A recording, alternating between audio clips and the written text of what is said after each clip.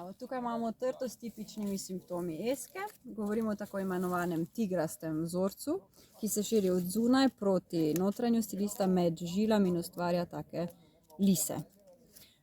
Je drugačen kot recimo pomanjkanje magnezija, pomanjkanje kalija in je pač značilen za to bolezen.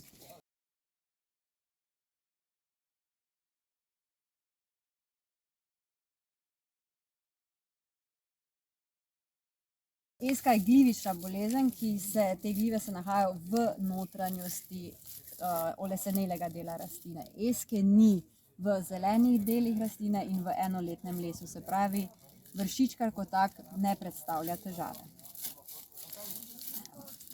Eska so glive, ki v naravi sicer razgrajujejo odpadlo listje, odpadlo les in ga spreminjajo v humus. V tem primeru pa se te glive naselijo v trto in potem spuščajo toksine in razširjajo to pač svoje delovanje naokrog in trto postopoma ubijajo oziroma zadušijo. Velik problem so te velike rane, ki so nastajale pri rezi, ko so se trte nižale ali pa se je rezalo preblizu osnovnega dela rastline in se ustvari kot avtocesta v notranjost. Tu lepo vidimo.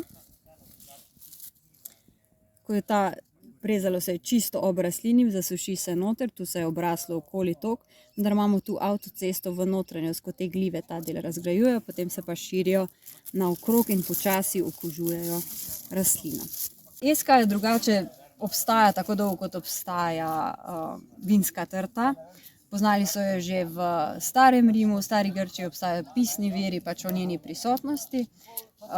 Iz latinščine oziroma starogrščine iska pomeni les za kurjavo oziroma netivo, ker se ta les izjemno hitro vname, kar pomeni, da to ni nova stvar, vendar je zdaj pač vinogradništvo vedno bolj profesionalno in pač smo vedno bolj odvisni tudi od teh trt in je pač velik problem, če nam velik del trt pač boleha in potem tudi umre. Možni razlogi, zakaj do takega pojava eske pride, so različni. Najpomembnejši je rez. Pomembno je, da škarje razkužujemo, da obolele trte označimo in ne režemo obolele trte in vsako naslednjo z istimi škarjami. Jih ali razkužimo ali režemo ločeno, pač da se ne bolezen prinaša iz ene trte na drugo.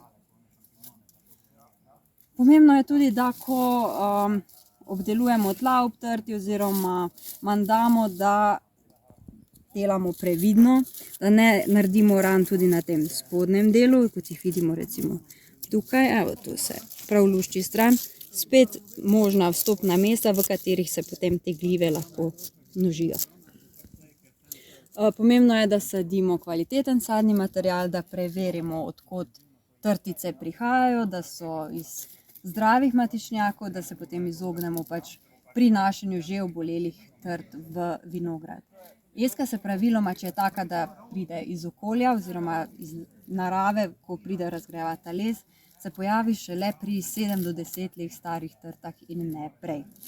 Pristopov je več. Eden od teh je dendrokirurgija, kjer čistimo v bistvu celoten trs. Potem je pa to v bistvu izboljšana oblika starega pomlajevanja, pri katerem pravzaprav počakamo ali da odžene od spodaj na novo oziroma upamo, da bo zraslo samo, ko odrežemo in potem počistimo le ta spodnji del.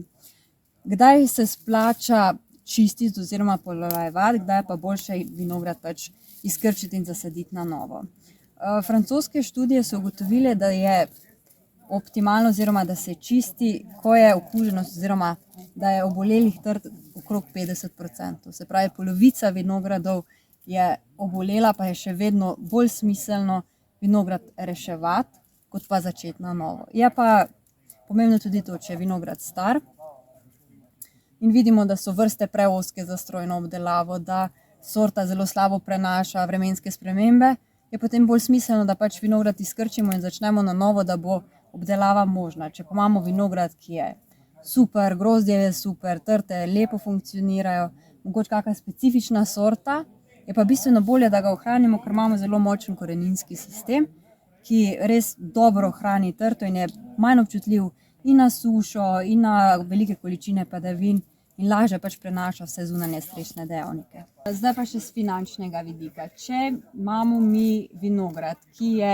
s katerim pridelujemo zelo kvalitetno vino, je buteljka recimo maloprodajna cena okrog 8 evrov ali več, potem se definitivno splača trst očistiti z dendrokirurgijo ali pa pomladiti in očistiti, pač da ga spravimo nazaj, ker ima ta vinograd in zgodbo in kakovost, ki prihaja iz koreninskega sistema.